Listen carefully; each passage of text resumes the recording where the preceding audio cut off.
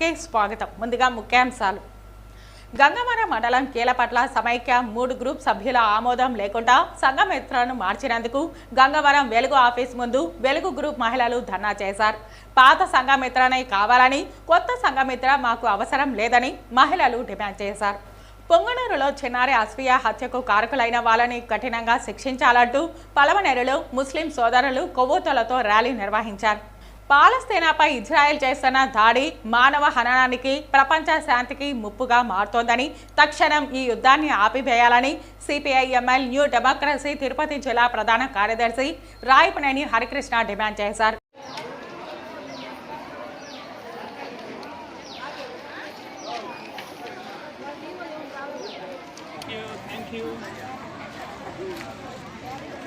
చాలా మంది వచ్చినారంటే సమస్య కూడా చాలా పెద్దదిగా ఉంది.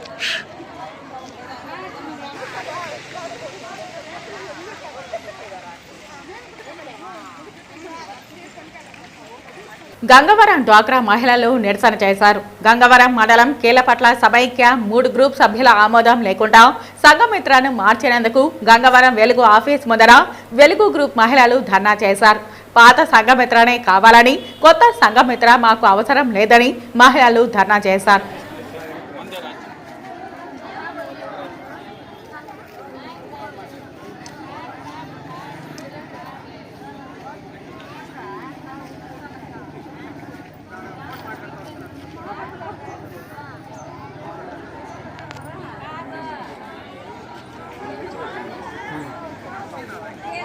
APM down down.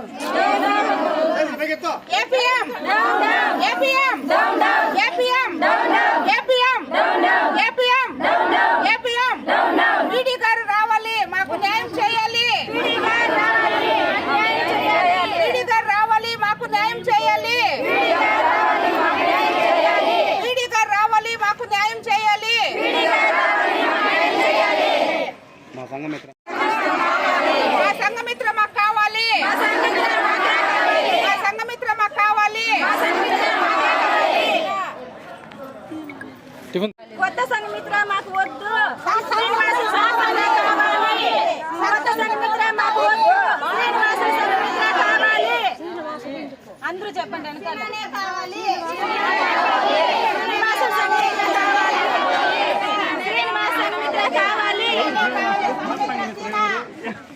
జరవారపల్లి కీలపట్ల గ్రామ సమైక్య 3 మాది. శ్రీనివాసుల సంఘమిత్ర మాకు కావాలని కోరుకుంటున్నాం. కొత్త సంఘమిత్ర మాకు వద్దు, అవసరం లేదు. అందరూ చెప్పండి. నా పేరు పావని, శ్రీ బాలాజీ గ్రూప్ నుంచి సభ్యురాలు మాట్లాడుతున్నాను సార్. మాకు సంఘమిత్ర ఫస్ట్ సీనన్ ఉన్నప్పుడు 10 గ్రూపులు వేస్తారు ఉన్నింది. ఇప్పుడు 32 గ్రూపులు చేసినారు సార్. దీనివల్ల మాకు ఎటువంటి నష్టం అనేది లేదు సార్. 10,000 మీరు పక్కలో 10,000 వరకు ఇస్తున్నారు సార్. ఇప్పుడు 10 లక్షల వరకు కూడా ఇస్తున్నారు సార్. అంత స్టేజ్కి తీసుకుని పోయిన సంఘమిత్ర శ్రీనివాసులే ఉండాలి సార్. కొత్త సంఘమిత్ర అవుతుంది సార్.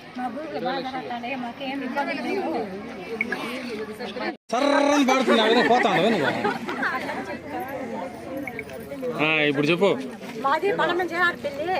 నా పేరు జయలక్ష్మి. కీలపట్ల గ్రామము. మా సేనా గురించి మాకేమీ లోటు లేదు.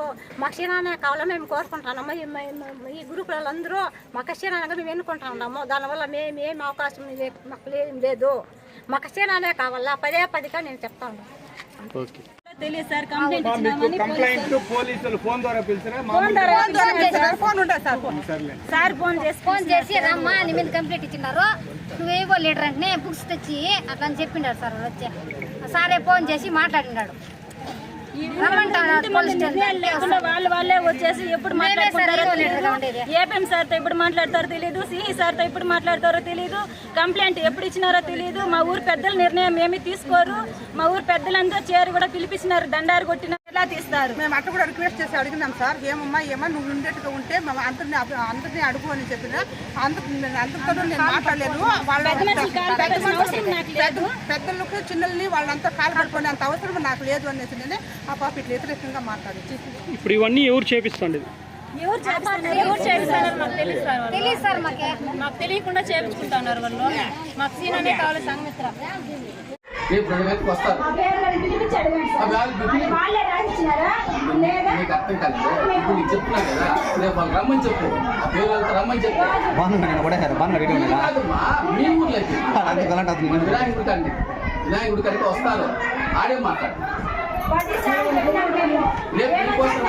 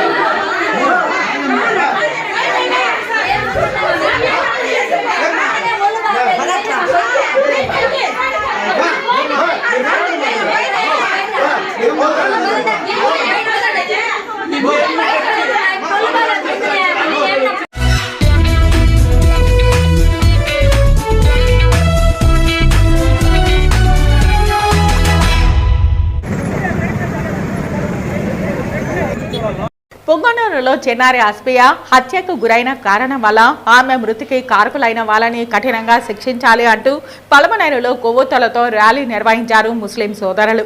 అనంతరం రంగబాబు సర్కిల్ నుంచి ఆర్టీసీ బస్టాండ్ వరకు కొవ్వొత్తులతో ప్రదర్శన చేసి చిన్న బిడ్డను హత్య చేసిన వాళ్ళని కఠినంగా శిక్షించాలి అంటూ ముస్లిం సోదరులు ర్యాలీ నిర్వహించారు. ఈ సందర్భంగా ముస్లిం మైనారిటీలు మాట్లాడుతూ అల్లారు ముద్దుగా పెంచుకున్న పాపను కేవలం ఆర్థిక లావాదేవీల వల్ల హత్య చేశారని, అలాంటి వారికి ఉరిశిక్ష విధించాలని అన్నారు.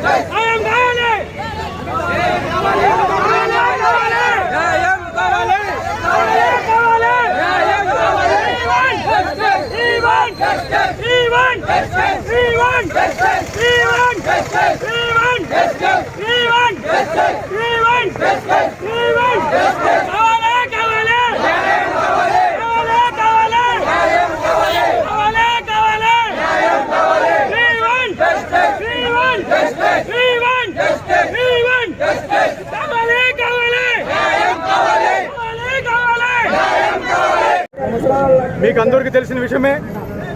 అభం శుభం తెలియని ఒక బంగారు తల్లి చిన్న పెట్టిన 6 బిడ్డల్ని ఒక నరరూప రాక్షసులు అతి కిరాతంగా చంపి ఒక చెప్పడానికే బాధేస్తుంది. ఒక స్టోరీ వేస్తే ఏ సమాజంలో బతుకుతున్నాం కొంతన్నా మీకు సిగ్గు సీము రత్తులు ఉంటే ఇలాంటి పనులు చేయొద్దని మిమ్మల్ని వేడుకుంటున్నా. అదే విధంగా ఈ అమ్మాయికి జరిగిన విషయం ఎంతో బాధాకర విషయం. ఆ బాధాకర విషయంలో ఒక చిన్న ఆనందం విషయం ఏమంటే ఈరోజు ఎవరైతే ఆ మహా చిన్న బిడ్డని 6 ఏళ్ల పసిబిడ్డని చంపినారో వాళ్ళని పట్టుకోవడం జరిగింది అని గవర్నమెంట్ అనౌన్స్ చేసింది. గవర్నమెంట్ వారికి పోలీస్ డిపార్ట్మెంట్కి నేను ఒకటే విన్నపించుకుంటున్నా, అయ్యా పోలీస్ డిపార్ట్మెంట్ వారు ప్రభుత్వం వారికి ఒకటి వినిపించుకుంటున్నా, పట్టుకున్నారు బాగుంది, వాళ్ళని కేసులని జైల్లో మేపడం కాకుండా పబ్లిక్ వదిలేసండి వాళ్ళని.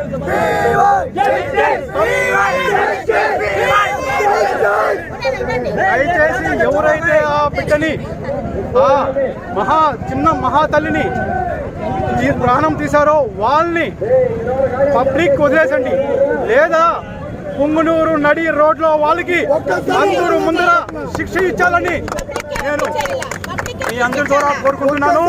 ఎందుకంటే చట్టాలు మనకి నేను చెప్పకూడదు కానీ చట్టాలు మన ఇండియా చట్టాలు సరిలేదు.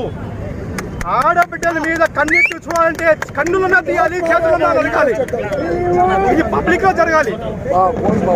దయచేసి గవర్నమెంట్ వారికి పోలీస్ డిపార్ట్మెంట్ వారికి వాళ్ళకి జైలని బెయిల్ అని వాళ్ళు జైల్లో మేపడం కాదు, తొందరలో వాళ్ళకి మరణ శిక్ష విధించాలి. నడి రోడ్లో పొంగునూరులో మరణ శిక్ష విధించాలని ఆ పలంనేరు నియోజకవర్గం ప్రజలంగా నేను కోరుకుంటున్నాను. మన చిత్తూరు జిల్లా పొంగునూరు పట్టణంలో పోయిన నెల 29వ తేదీ పాప మిస్సింగ్ ఘటనపై, దాని తర్వాత పాప సమ్మర్ ట్యాంక్లో పొంగునూరు సమ్మర్ ట్యాంక్లో శవమై తేలడం చాలా బాధాకరమైన విషయము. ఇలాగే ఆ అభం శుభం తెలియని చిన్నారిపై తను ఎందుకు చనిపోతున్నానో కూడా తనకి తెలియని పరిస్థితిలో అమ్మాయి చనిపోవడం అనేది చాలా బాధాకరమైన విషయము. ప్రభుత్వము ఆ దోషులని కఠినంగా శిక్షించాలి. ఆ దోషులని ఎట్లయితే తెలంగాణలో ప్రియాంక రెడ్డిపై అత్యాచారం చేసినప్పుడు ఎన్కౌంటర్ చేసినారో అదేవిధంగా దోషులను పుంగునూరు చౌక్లో నిలబెట్టి ఎన్కౌంటర్ చేయాలని మేము ప్రభుత్వాన్ని డిపార్ట్మెంట్ వారిని కోరుతున్నాము. అంతేకాదు ప్రభుత్వము ఈ గాంజాయి అదేవిధంగా ఇప్పుడు ఈ నాటు సారా ఈ మత్తు పదార్థాల మీద ఉక్కుపాదం మోపి ఈ మత్తు పదార్థాలను రాష్ట్రంలో లేకుండా తొలగించేయాలనేసి మనమంతా మనస్ఫూర్తిగా కోరుకుంటున్నాము. జై హింద్.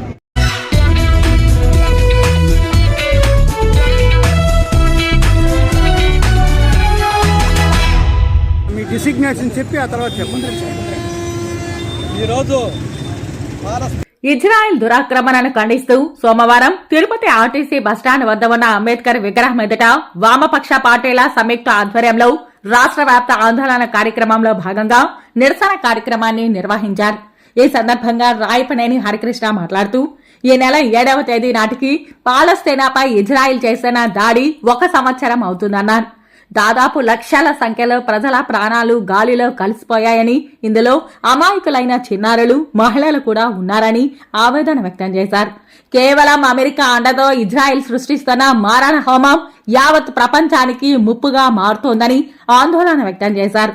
ఈ నేపథ్యంలో భారత ప్రభుత్వం సైతం పాలస్తీనాకు మద్దతుగా నిలవాలని, ఇజ్రాయెల్ వైఖరిని ఖండించాలని డిమాండ్ చేశారు. సిపిఐఎంఎల్ న్యూ డెమోక్రసీ తిరుపతి నగర కార్యదర్శి పి వెంకటరత్నం మాట్లాడుతూ ఇజ్రాయెల్ ఒక పథకం ప్రకారం చేస్తున్న హత్యలను భారత్ ప్రభుత్వం ఖండించడానికి బదులుగా మౌనం వహించడం సరికాదన్నారు. భారత్ లో తయారైన డ్రోన్లను పాలస్తీనాపై ప్రయోగించడానికి అంగీకరించడం క్షమించడాన్ని నేరమన్నారు. ఆక్రమిత ప్రాంతాల హక్కుల కోసం నిలబడే స్థితి నుంచి దురాక్రమణదారుల వైపు నిలిచే విధంగా మన విదేశాంగ విధానంలో బీజేపీ నేతృత్వంలోని ఎన్డీఏ ప్రభుత్వం మార్పు తీసుకురావడం జరిగిందని అన్నారు. ఇది సరికాదని, ఈ చర్యను మేధావులు, ప్రజాతంత్రవాదులు ఖండిస్తున్నారని, ఇప్పటికైనా మోదీ తన విదేశీ విధానాన్ని మార్చుకోవాలన్నారు. ఐఎఫ్టియు రాష్ట్ర కమిటీ నాయకులు కొత్తపల్లి సుబ్రహ్మణ్యం మాట్లాడుతూ ప్రజాస్వామ్యాన్ని, ప్రజల ప్రాణాలను హరించి వేస్తున్న ఇజ్రాయెల్ దాడి వెనుక అమెరికా కుట్ర దాగి ఉందని ఆరోపించారు.